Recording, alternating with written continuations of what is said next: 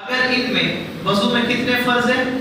بولتے جائے پہلا پورا چہرہ دھونا، کہاں سے کہاں تک؟ پیشانی کے بال سے ٹھوڈی کے نیچے تک، ایک کان کی لو سے دوسرے کان کی لو تک پورا چہرہ دھونا، دوسرا دونوں ہاتھ کونیوں سمیت دھونا، تیسرا چوتھا اس طرح کا مسح کرنا، چوتھا دونوں پیٹھوں سمیت دھونا۔ اب صاحب کتاب فرما رہے اگر یہ چاروں چیزوں میں کوئی عضو پھٹ گیا یا کسی کو چاروں چیزوں میں درد ہے یا کسی مرض یا کسی وجہ سے پانی پہنچانے سے بیماری میں نقصان ہوتا ہے، ایسی حالت میں ان کا دھونا ضروری نہیں۔ اگر سب سلامت ہے تو پھر دھونا فرض ہے، صرف ان پر مسح کر لینا چاہیے۔ اگر مسح بھی نقصان کرے تو یوں ہی چھوڑ دے۔ اللہ اکبر، اتنا پیارا مذہب اسلام ہے، اتنا پیارا مذہب ہے۔ دیکھیں بندے کی بیماری میں اگر اضافہ ہوتا ہے تو اسلام کہتا ہے کہ تو اور بیمار نہ ہو اس وجہ سے، لیکن اللہ کی عبادت نہ چھوڑا جائے، اللہ کی عبادت نہ چھوڑے۔ کیا بتا رہے صاحب کتاب؟ اگر آپ کے ہاتھ پر مار لگا ہے، زخم ہے، تو آپ اس پہ کیا کریں؟ مسح کریں۔ اگر مسح کرنے پر بھی بیماری میں اضافہ ہوتا ہے تو مسح بھی نہ کریں، چھوڑ دیں۔ پھر آگے فرمائے اگر کسی عضو پر پھوڑا یا زخم ہونے یا ٹوٹ جانے یا کسی اور وجہ سے پٹی باندھی ہو تو اس کے 3 صورتیں ہیں۔ اب یہاں پر 3 صورتیں بتا رہے۔ کیا بتا رہے؟ عضو پر پھوڑا یا زخم یا کسی چیز کی پٹی باندھی ہوئی تھی، اس کی 3 صورتیں۔ پہلی صورت پٹی کا کھولنا، خواہ جسم کا دھونا مضر ہو یا نہ ہو۔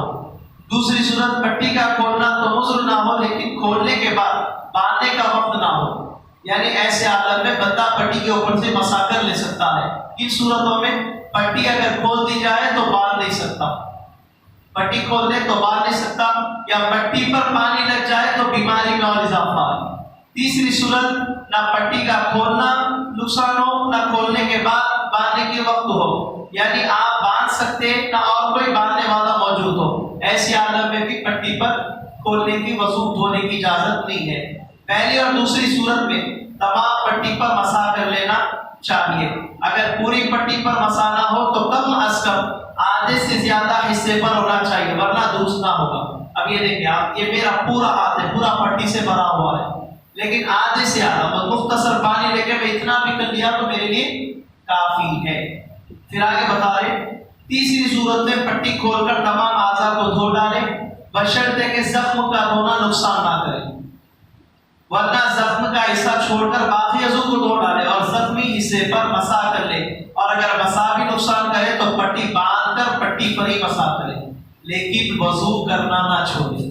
اب ایک چیز غور کرے ہوں گے، ہم نے جتنے مسائل دیکھے نماز وضو کے، ہر چیز میں سہولت ہے لیکن نماز چھوڑنے کی اجازت نہیں ہے، وضو کو ترک کرنے کی اجازت نہیں ہے۔ تو وضو میں 4 فرض ہے، پہلا چہرہ دھونا، دونوں ہاتھ کونیوں سمیت دھونا، تیسرا چوتھا اس کا مسح کرنا، چوتھا دونوں پیٹھوں سمیت دھونا۔ اگر ان چاروں میں سے کوئی عضو چھوٹ جاتا ہے تو وضو ٹوٹ جاتا ہے۔ پھر انشاءاللہ آپ نے یہ بھی سماعت کیا ہے کہ وضو کن کن چیزوں سے ٹوٹتا۔ پہلی چیز پاخانہ پیشاب یا اس جگہ سے کسی چیز ہوا کا خارج ہونا، وضو ٹوٹ جاتا۔